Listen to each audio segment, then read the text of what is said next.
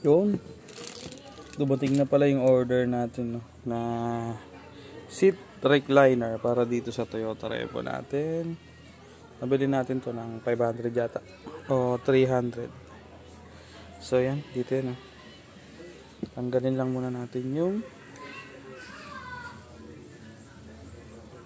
screw. Pasok natin siya.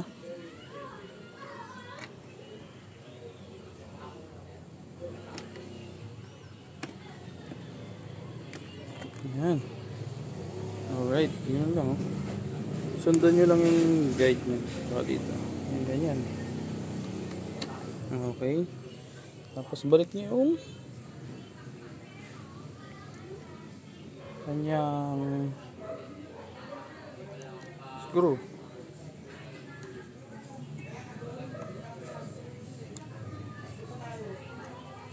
Alright.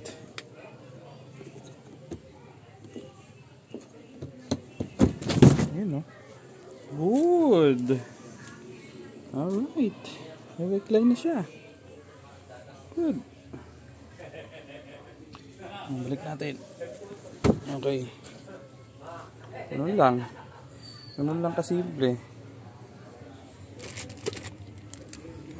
Sample ulit again.